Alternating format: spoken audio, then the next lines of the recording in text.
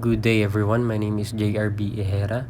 I will be reporting Chapter 18, Biarritz Vacation and Romance with Nelly Boustead in 1881. In 1881, Jose Rizal, the Filipino nationalist, had a brief romance with Nelly Boustead during his vacation in Biarritz, France. They shared a passionate and intellectual connection but didn't pursue a lasting commitment due to Rizal's dedication to the Philippine independence movement. Rizal's time in Biarritz was marked by a mix of romance and a sense of duty towards his homeland. Who was Jose Rizal, and why was he in Biarritz in 1891? Jose Rizal was a prominent Filipino nationalist, writer, and revolutionary. He visited Biarritz in 1891 to escape political pressures and focus on his literary works, as well as to take a break from his role in the Philippine independence movement. Who was Nelly Boustead and how did she meet Jose Rizal? Nelly Boustead was a young Irish woman from an affluent background. She met Jose Rizal in the picturesque town of Biarritz, where the two developed a deep connection while strolling along the beaches and engaging in meaningful conversations. What was the nature of the romance between Jose Rizal and Nelly Boustead? The romance between Rizal and Nelly was both romantic and intellectual. They shared their thoughts on literature, politics, and life, creating a passionate and profound bond during their time together in Biarritz. Did Jose Rizal and Nelly Boustead pursue a lasting commitment? No. Jose Rizal's commitment to the Philippine independence movement and his sense of duty towards his homeland prevented him from pursuing a long-term relationship with Nelly Boustead. He eventually left Biarritz to continue his mission. Why El Filibusterismo finished in Biarritz? El Filibusterismo was finished by Jose Rizal in Biarritz, France, primarily for a few key reasons. Number 1, escape from political persecution. Rizal, the author of both Noli Me Tangere and El Filibusterismo, was facing increasing political pressures and persecution in the Philippines due to his writings and activism against Spanish colonial rule. Writing in Biarritz allowed him a degree of distance from these pressures. Number 2, abundant inspiration.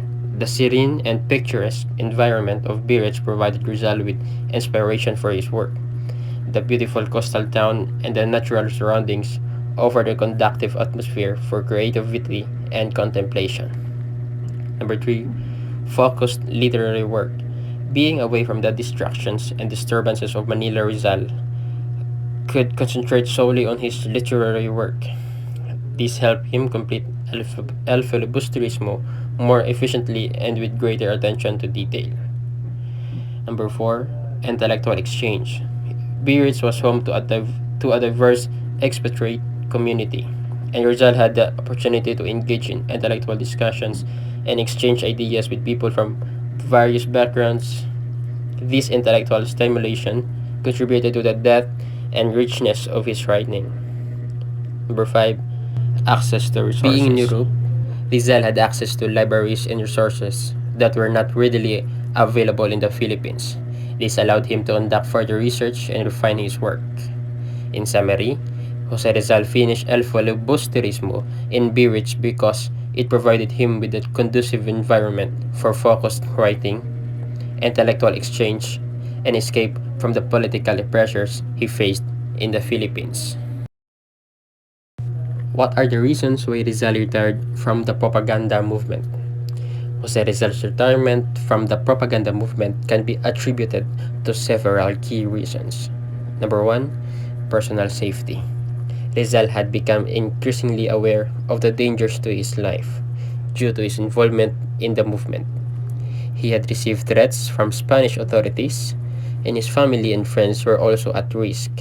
His retirement was a strategic move to protect himself and those close to him. Number 2, legal challenges. Rizal faced various legal challenges, including being exiled to the Pitan in Mindanao. These legal troubles limited his ability to actively participate in the movement and advocate for reforms. Retirement allowed him to address his legal issues and avoid further legal complications. Number 3, desire for reforms through education. Rizal believed that educational reforms were a more lasting and peaceful way to bring change to the Philippines. He focused on educational and social reforms in the Pitan, where he established a school and engaged in various community development projects. Number 4, shift in strategy. Rizal may have recognized that the propaganda movement strategies were not achieving the desired results. His retirement signaled a shift towards more localized and practical efforts to improve the living conditions of the Filipino. Number 5, literary and artistic pursuits. Rizal continued to express his advocacy through his writings and artistic creations. His novels, essays, and poetry remained powerful tools for promoting the cause of Philippine reform and independence. Number 6, foreign influences. During his travels in Europe, Rizal was exposed to different political and intellectual currents. He may have adjusted his approach to reform based on the ideas and strategies and he encountered in European circles. Number 7, ties to the Katipunan. There is also speculation that Rizal, despite his public stance, had some indirect connections to the secret society Katipunan, which advocated armed resistance. His retirement may have been an attempt to distance himself from the society's activities. In summary, Jose Rizal retired from the propaganda movement for a combination of personal safety, legal challenges, a shift in strategy towards education and community development, and a recognition of the limitations of the movement's previous efforts. His retirement didn't mean the end of his advocacy but marked a change in his approach to pursuing reforms and independence for the Philippines. Why Rizal stopped writing for La Solidaridad? Jose Rizal stopped writing for La Solidaridad, the propaganda newspaper that he co-founded, for several significant reasons. Number 1, legal and personal safety. Rizal was facing increasing threats to his life and personal safety due to his writings and activism. His articles in La Solidaridad had made him a target of Spanish authorities. To protect himself and his family, he decided to limit his involvement in the newspaper. Number 2, exile to Dapitan. In 1892, Rizal was exiled to Dapitan in Mindanao by Spanish authorities. This geographic distance made it logistically challenging to contribute regularly to La Solidaridad. He was also restricted in his movements and communications. Number 3, change in focus. While in Dapitan, Rizal shifted his focus from political activism to educational and community development efforts. He established a school, engaged in agriculture, and provided medical services to the local community. These activities consumed much of his time and attention. 4, other priorities.